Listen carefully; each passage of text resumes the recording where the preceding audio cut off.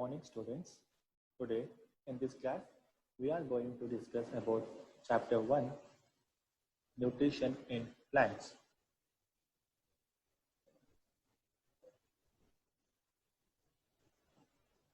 Food is the most important basic thing for life. Carbohydrates, proteins, fats, vitamins and minerals are the components of food. As you all know, food is the most important thing in your life.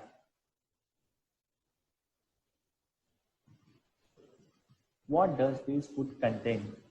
So this food contains some amount of nutrients. So what are nutrients? Carbohydrates, fats, proteins, vitamins and minerals are called components of food.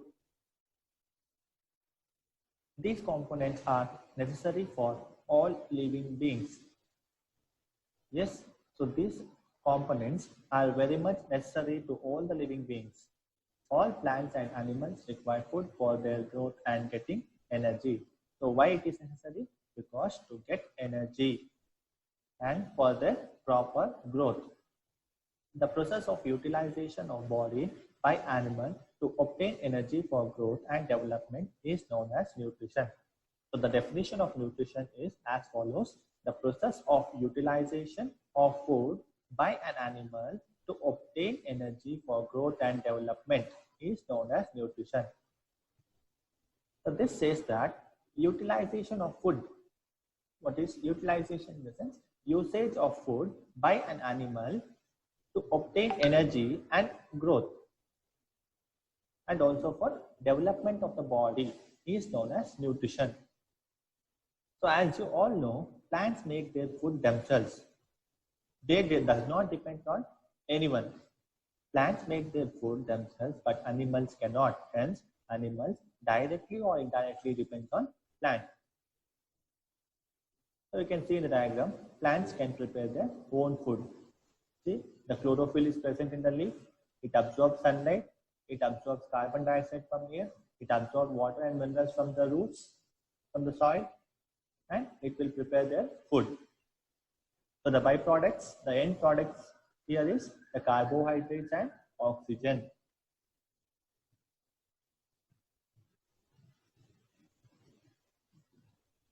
So we have a quick IQ test. So what are the components of food? As I told you, components of foods are also called as nutrients. So what are nutrients?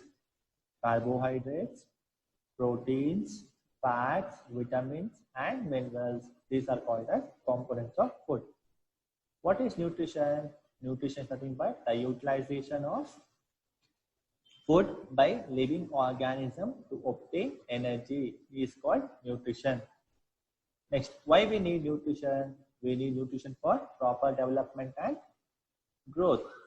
See, all the plants and animals require food for their growth and getting energy. We need nutrition to obtain energy for growth and proper development. So we have different modes of nutrition in plants. So what are the modes of nutrition in plants? We have two types. One is autotrophic mode of nutrition. And the next one is heterotrophic mode of nutrition. Understood? So we have two modes of nutrition, autotrophic and heterotrophic. First we will see autotrophic. So what is autotrophic mode of nutrition or autotrophic nutrition? Autotrophic nutrition can be split into two. Autotrophic can be split into two. It is auto and tropes. Auto means self, tropes means nourishment. They see the given. Autotrophic, that is auto means self, tropes means nourishment. Auto means self and tropes means nourishment. Plants are called autotrophs because they make their food themselves. The making of food for themselves is called autotrophic nutrition. So autotrophic means the organisms which can prepare their own food without depending on anyone.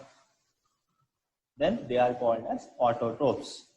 So here, for whom we can call it as autotrophs, we can call plants as autotrophs. Why? Because plants will not depend on anyone for food.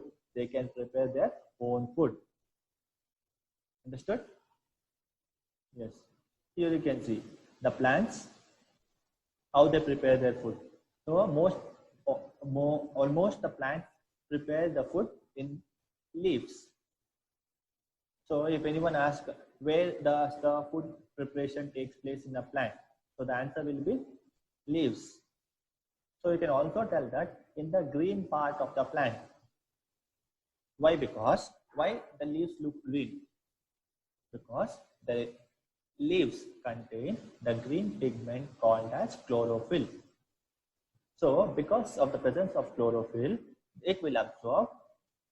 By utilizing the chlorophyll, the leaves will absorb sunlight, carbon dioxide, and water and minerals. By utilizing all these things, they can synthesize their own food.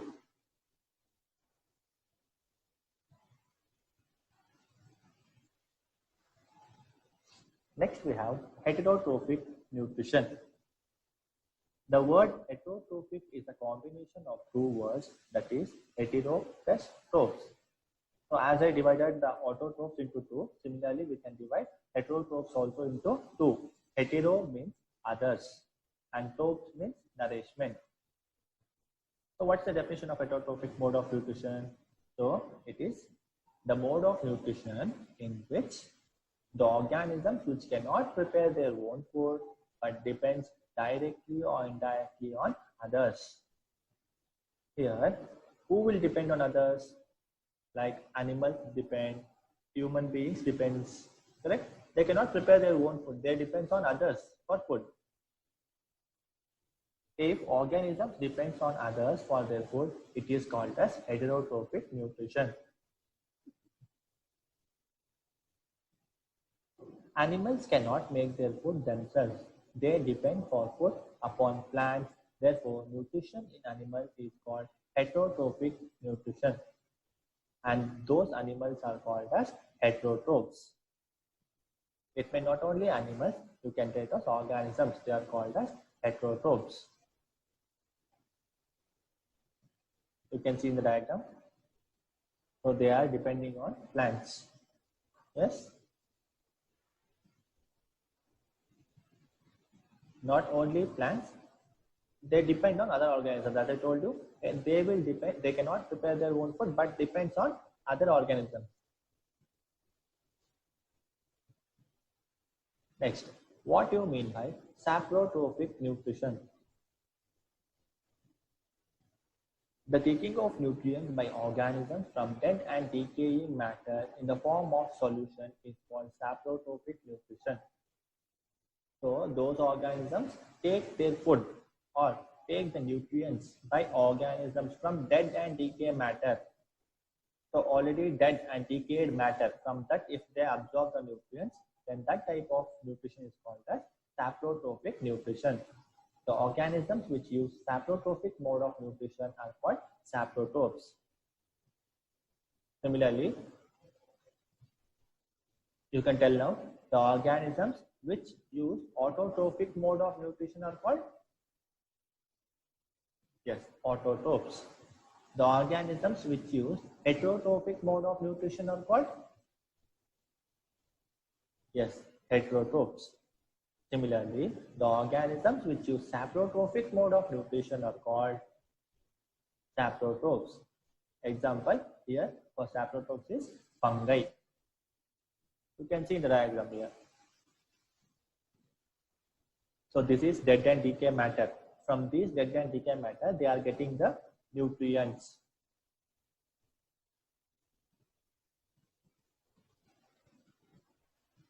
Yes, next we will have a quick IQ test. What are autotrophs? The autotrophs are the organisms which can prepare their own food. Organisms that make their food themselves. Yes, you can tell on your own words. What is autotrophic mode of nutrition? The mode of nutrition in which the organisms make its own food is called autotrophic mode of nutrition. Give some examples of autotrophs. Yes, the all green plants such as grass, mango, bougainvillea, etc. So you can tell all the green plants. So what is bougainvillea? Bougainvillea is a plant which can reproduce with the help of leaf. What is heterotrophic mode of nutrition? The mode of nutrition in which they cannot prepare their own food but depends on others. The mode of nutrition in which organisms takes food from another organism is called heterotrophic mode of nutrition. The nutrition in animals and non-green plants is an example of heterotrophic mode of nutrition. Examples for this are nutrition in animals, because animals cannot prepare their own food, and also non-green plants. Why non-green plants? Because non-green plants cannot prepare their own food. Why? Because there is no chlorophyll in them. Understood? Yes. Next, give examples of heterotrophs. As I told you in the previous question, animals and non-green plants are examples of heterotrophs. What is saprotrophs?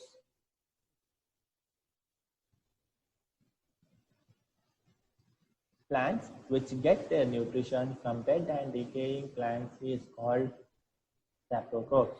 So the organisms which get nutrients from dead and decayed plants, they are called saprotrophs. Yes. Next, what is photosynthesis? So this is the word we will be hearing from 5th standard. Photosynthesis, photosynthesis. So you can split the word photosynthesis into two. So photo means light, synthesis means prepare. So combined you can tell preparation of food in presence of sunlight. Understood? So we'll see. The process of making of food by green plants in the presence of sunlight and chlorophyll is known as photosynthesis. Photosynthesis is a combination of two words, photo plus synthesis. Photo means light and synthesis means make. Process of food making in green plants. So we'll see how the food will be prepared in green plants. Green leaves make food from carbon dioxide and water in presence of sunlight and chlorophyll. So chlorophyll will be present in the leaves. Sunlight is taken from sun. Green leaves make the food from carbon dioxide and water in presence of sunlight and chlorophyll. So these are the components required for preparation of food in the leaves. Hence, for taking place of photosynthesis, carbon dioxide, water and sunlight must be reached at the green leaves in addition to the presence of chlorophyll. You can see here, to make its food, the plant needs chlorophyll. So where the chlorophyll will be in the leaves. Next, what you need light. Where light comes, light is absorbed from the sun, that is sunlight.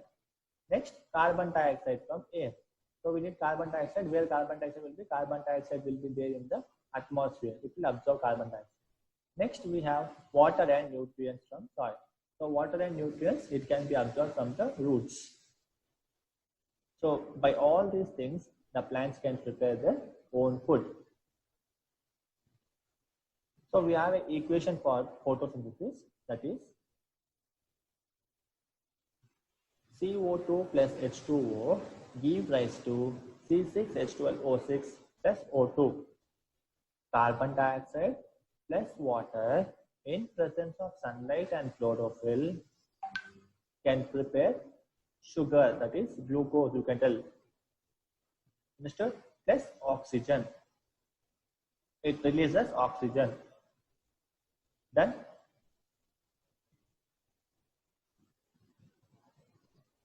So following are necessary for photosynthesis to be taken place. So what are the requirements?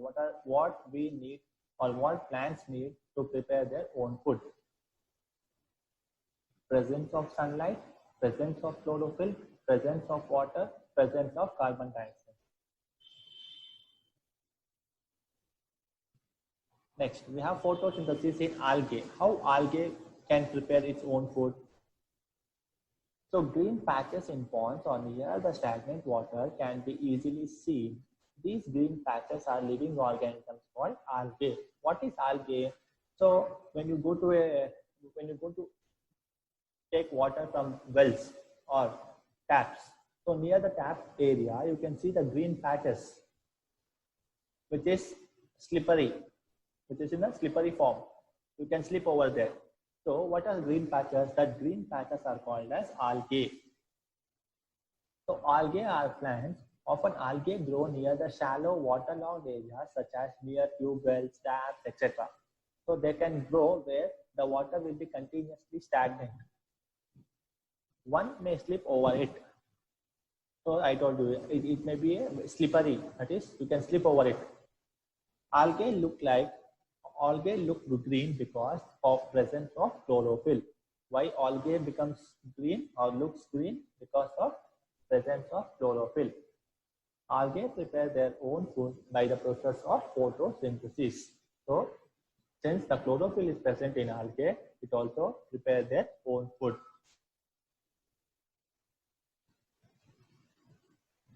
You can see in the diagram here. So these are the green patches, what you can see. I think most of them absorbed.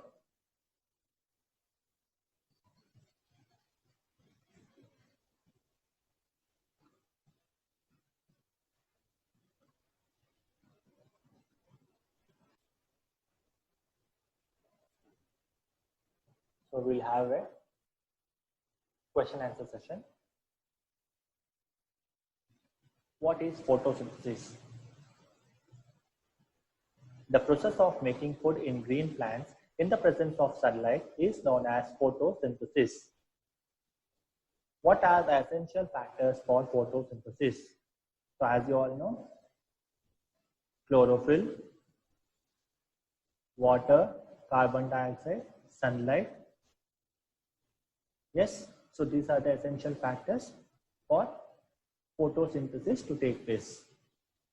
What is chlorophyll? Chlorophyll is the green pigment present inside the leaves. Why do leaves look green? Because of presence of chlorophyll. Yes. What is the function of chlorophyll? The function of chlorophyll is to absorb the sunlight from photosynthesis. Yes, so the chlorophyll absorbs the sunlight which is required for photosynthesis.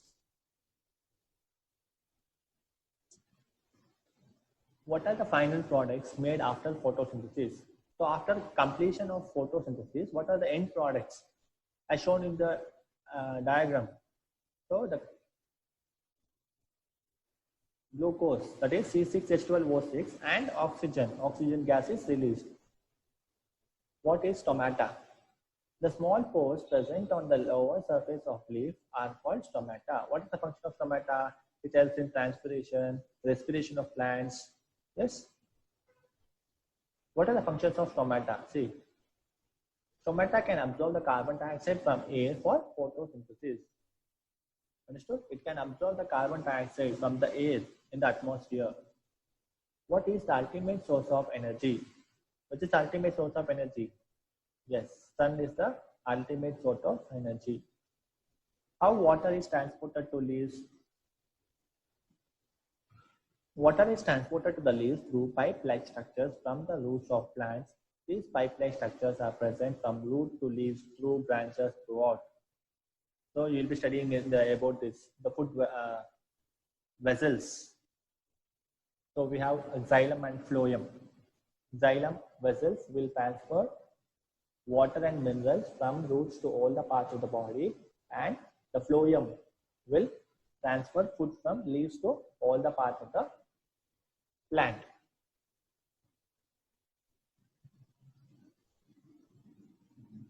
Next, synthesis of plant food other than carbohydrate.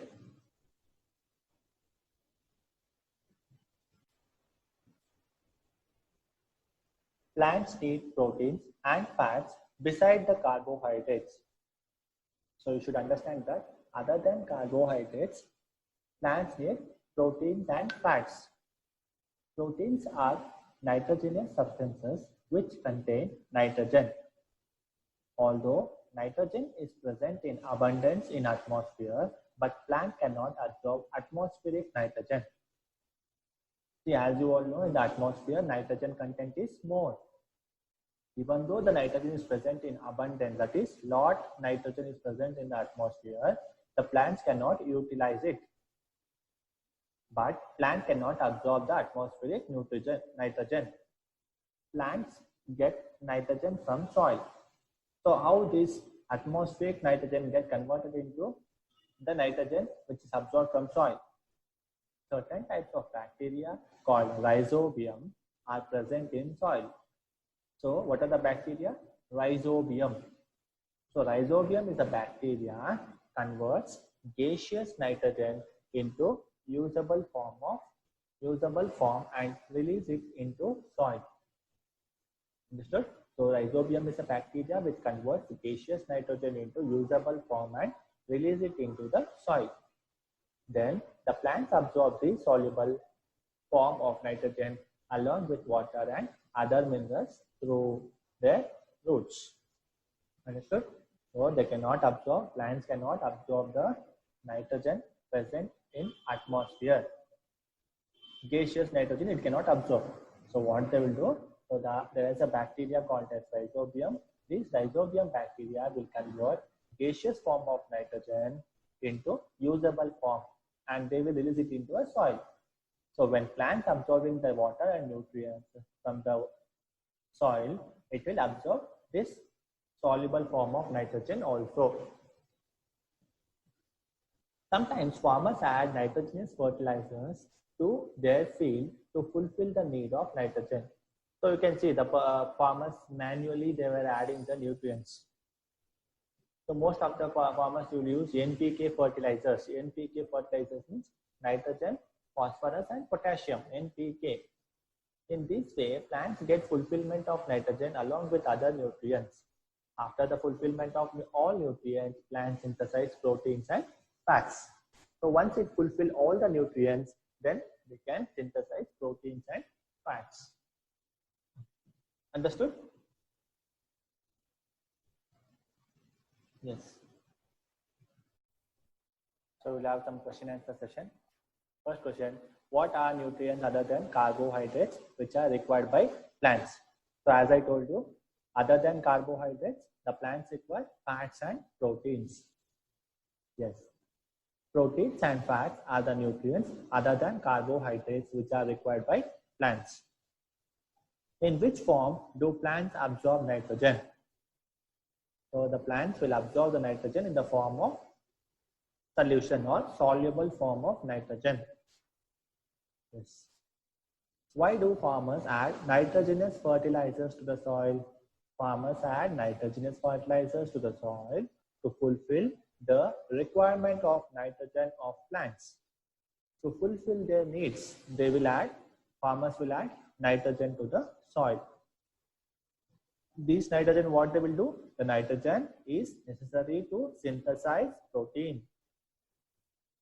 Which microorganism helps to provide nitrogen to the plants? The bacteria called as rhizobium, or the microorganisms called rhizobium. How do plants absorb nutrients other than carbohydrates from soil? Other nutrients are available in the soil in the form of minerals. Plants absorb these minerals from the soil along with water. So next we have modes of nutrition in non-green plants.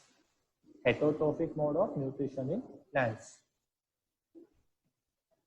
Some plants do not have a chlorophyll, hence they cannot synthesize their food themselves. Such plants are known as non-green plants. As I told you while explaining the heterotrophic mode of nutrition, the plants which does not contain chlorophyll, they cannot synthesize their own food.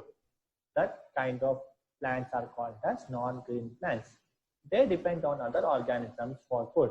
Such plants use heterotrophic mode of nutrition Some of them are called parasites. So the plants which cannot prepare their own food, or the plants which follow heterotrophic mode of nutrition, are called parasites. A parasite is an organism which lives on or inside the body of another organism. It may live on the body or inside the body of another organism and takes shelter and food from the organism.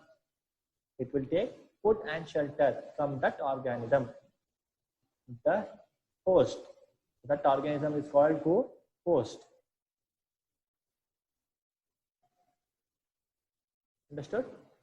So the parasite is an organism which lives on or inside the body of another organism and takes shelter and food from other organism. It is called as host. In this case, it is always at loss because it will give food, it will give shelter, correct? So it will be under loss. Who will be under loss? Host will be under loss. Plants do not have chlorophyll are called non-green plants. Plants which live on another plants for food are called parasitic plants.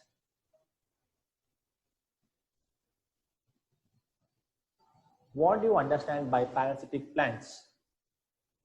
A plant which lives on another plant that takes nutrients is called parasitic plants. So the plants which will live on another plant and it will take nutrients from it. So that kind of plants are called as parasitic plant. Examples of parasitic plants are Cuscuta, Mistletoe. So these are the two examples given. Why some plants are called parasites? Some plants are unable to prepare their own food and need to take food from another plant. Hence, they are called parasites. What is the mode of nutrition in non-green plants? So in non-green plants, obviously, heterotrophic mode of nutrition takes place.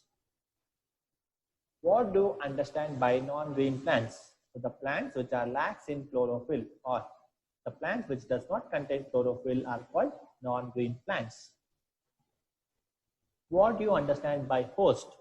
As I told you, host is a plant which will give shelter and nutrition to other organisms.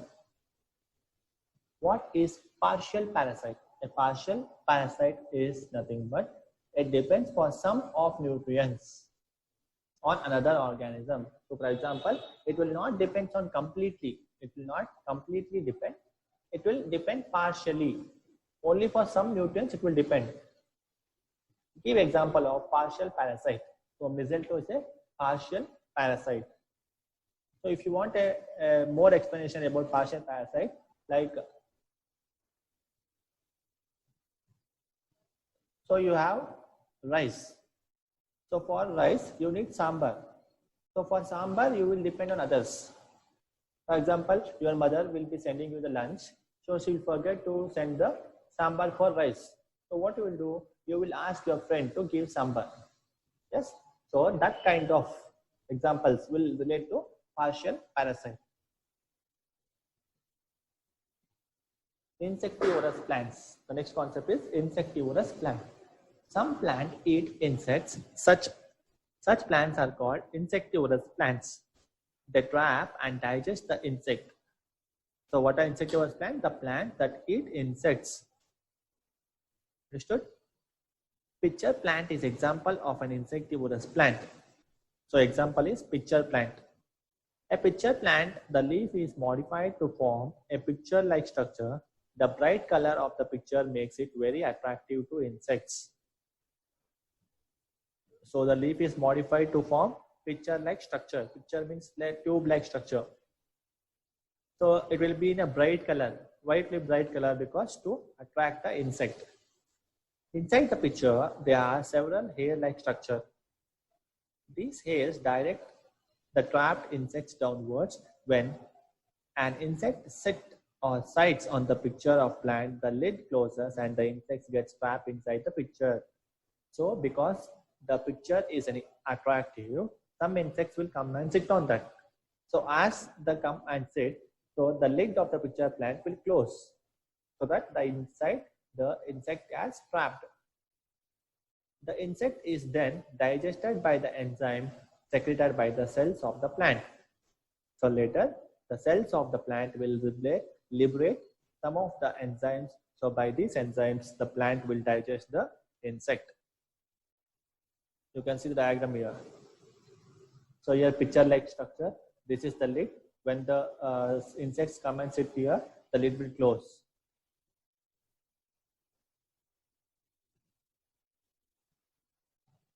Why the plants need to eat insects? The soil of marshy land is deficient in nitrogen. So some area will be deficient in nitrogen. There will be no nitrogen in that area. So plants living in marshy areas do not get nitrogen from soil. So they are not able to get the nitrogen from the soil. What they will do? Their nitrogen needs to be fulfilled by sucking the juice of insects. So they fulfill the need of nitrogen by sucking the juice of insects.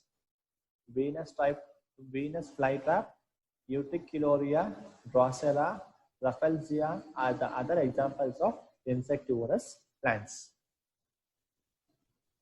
I repeat, Venus flytrap, Utricularia, Drosera, Rafflesia are the other examples of insectivorous plants. What is an insectivorous plant? A plant which fulfills its nitrogenous need by eating insects is called insectivorous plant.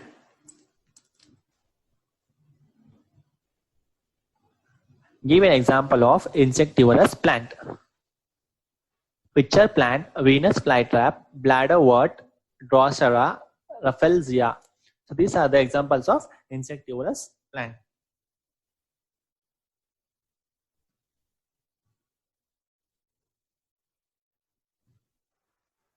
Why does a plant eat insects?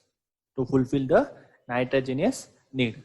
The plant living in marshy areas do not get nitrogen from the soil. To fulfill the nitrogenous need, they need to eat insects. Write a brief note on pitcher plant. So we need to explain the pitcher plant. In a pitcher plant, the leaf is modified into pitcher-like structure. The pitcher is complete with lid. The inside of pitcher is full of air-like structure. The pitcher is used to trap insects which may fall in it. So pitcher is an tube-like structure which will be very attractive.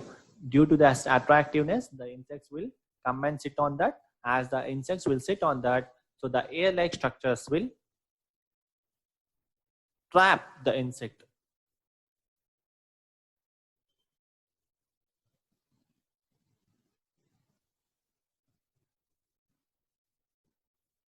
Yes. Next concept is symbiosis or mutualism. So what is symbiosis? Symbiosis is a combination of two Greek words. Sym means with and biosis means living. So which means living together. In symbiosis or mutualism, two different types of organisms live and work together for their mutual benefit from each other. So let me explain what is symbiosis. See, symbiosis is a process where we will be in mutual understanding. I can give you an example like you and your mother. Understood? So you ask 1 cup of coffee to your mother. The mother will tell, if you go to shop and bring these items, I will make you coffee. So for your mother, her work should be done. And for you, need cup of coffee. Yes or no?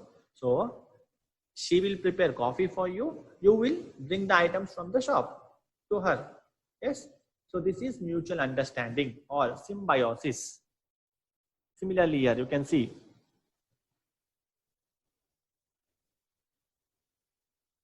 They share shelter and nutrients. Example, lichens. Lichens are composite organisms composed of fungus and alga. Fungus is a saprophyte and alga is an autotroph. Saprophyte means depends on death and decay. Autotroph means which can prepare their own food. So the fungus supplies water and minerals to the cells of the alga, while alga supplies food prepared by photosynthesis. Understood? The bird sitting on a back of rhino is an example of symbiosis. So I can show in the diagram here. The bird sitting on the rhino will be an example of symbiosis. How? The birds get worms to eat while the rhino gets rid of these worms. See, some worms on the rhino will be irritating the rhino. Yes. So it cannot take away or get rid of these worms. So what it will do, it will allow the birds to sit on it so that birds will eat these worms. So that rhino will be get rid of worms. So this is the mutual understanding between the rhino and the bird. So this process is called as symbiosis. Next, replenishment of nutrients in soil. Replenishment means renew. Some fungus live in the roots of plants. Roots of the plants provide shelter and food to the fungus, while fungus provides important nutrients to plants. Because of continuous farming, nutrients keep declining in the soil. Hence, to replenish those nutrients, fertilizers are added to the soil. So how you need to replenish the nutrients in the soil? For example, if you grow a same crop continuously in the same field, so all the nutrients present in the soil will be absorbed by the plants, and later when you grow other crops, there will be no nutrients for the soil. To get rid of this, what you need to do is, plants require a lot of nitrogen to grow and to be healthy. Although a lot of nitrogen is available in the atmosphere, but plants cannot absorb nitrogen in the gaseous form. This I have explained you. There is a bacterium called Rhizobium which lives in the root nodules of legumes. So legumes are kind of plants such as gram, mung, etc. These bacteria can absorb nitrogen from the atmosphere and make it available for plants.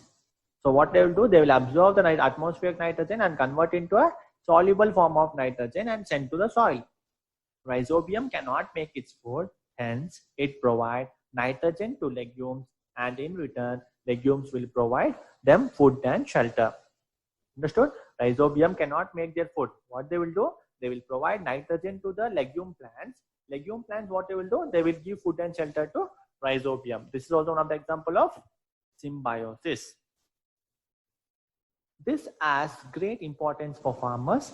Fields in which leguminous plants are grown from time to time do not need addition of nitrogenous fertilizers. So in the field where the leguminous plants are grown from time to time, they no need to add additional nitrogenous fertilizers. Understood? Yes. So what do you mean by symbiosis? Symbiosis is the mutual understanding, the relationship between two organisms in which both the organisms benefit each other. What is lichen? Lichen is a composite organism formed because of symbiosis of algae and fungi. Give an example of symbiotic relationship. You can give your own symbiotic relationship, like a small bird called plover cleans the crocodile's teeth. The crocodile kept its mouth open, and the bird takes out of meat fibers stuck between the teeth. The bird gets food in lieu of providing dentist services to the crocodile. See, one more example they have given here: bird and the crocodile. So as the crocodile will eat the raw flesh of the other animals, so some flesh items or flesh things will be stuck in the teeth. So it will allow the bird to get inside and take out all the unwanted things from the mouth. So that's what their mutual understanding. So that relationship also can be given as symbiotic relationship. How do nutrients get replenished in the soil? There are two main means through which nutrients get replenished in soil. One of them is nitrogen fixation in soil. Nitrogen fixation replenishes nitrogenous nutrients in soil. Another mean is decomposition of dead remains of plants and animals. The one you can do is, one thing, you can be using nitrogen fixation. Understood? It can replenish the nitrogenous substances in soil. One more thing what you can do is you can throw or you can put the waste of animals and plants. Decomposition of dead remains replenishes various other nutrients in the soil. So if you are throwing the the waste products of plants and animals to the farmland, it replenishes the various other nutrients in the soil also. What is rhizobium? Rhizobium is a bacteria.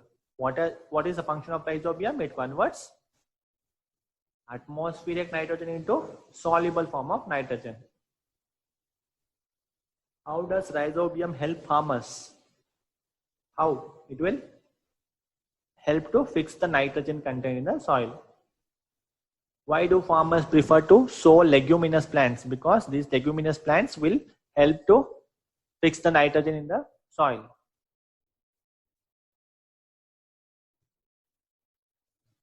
So this completes your chapter 1, nutrition in plants. Thank you, students. Hope you understood.